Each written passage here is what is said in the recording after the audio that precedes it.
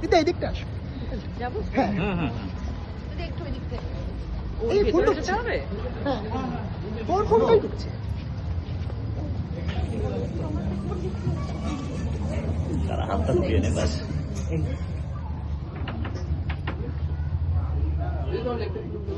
Right to left দিদি।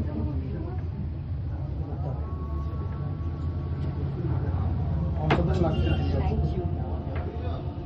কি বলো আজকে অ্যাওয়ার্ড শো নিয়ে কি বলো? অ্যাওয়ার্ড শো মানেই কোনো স্বীকৃতি পাওয়া, তো এটা একটা এক্সট্রা আনন্দ, একটা এক্সট্রা জয়। তো সেই জন্যই এসেছি। সবাই অনেকেই এখানে স্বীকৃতি পাচ্ছে, খুবই ভালো লাগছে। আর নতুন সিএম হয়ে কি বলতে চাও? What are the changes you are expecting? মানে কি পরিবর্তন চাই?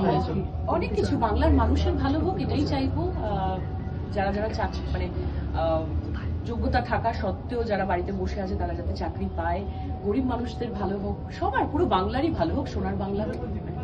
এই যে চেঞ্জ একটু টলিউডে কতটা চেঞ্জ আছে? টলিউডে যেন সবাই প্রাণ খুলে, যাদের প্রতিভা আছে তারা সবাই কাজ করতে পারে, প্রাণ খুলে মন খুলে। আজকে মাদার্স ডে, একটা আজকে মাদার্স ডে তুমি কি স্পেশাল গিফট পেয়েছো?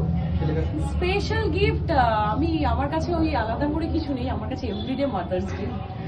কারণ অনেক ছোটবেলায় মা হয়ে গেছি, তো এভরিডে মাদার্স ডে। হ্যাঁ, আজকের দিনটা উদযাপন করার দিন, তো অবশ্যই মানে ফ্লাওয়ার পেয়েছি। শ্রাবন্তী, তুমি যেহেতু বললে অনেক অল্প বয়সে তুমি মা হয়েছো, মাদার্স ডেটা তোমার কাছে বেশি স্পেশাল নাকি ঝিনুকের জন্মদিনটা? আমার আর ঝিনুকের জন্মদিনটা, কারণ আমার পরের দিনই ওর জন্মদিন, তো আমরা একসাথে সেলিব্রেট করি। আমার দুদিন জন্মদিন চলে আর কি, একবার নিজে জন্ম আর একবার মা হয়ে জন্ম। বাহ, একদম। Thank you Thank you. Thank you.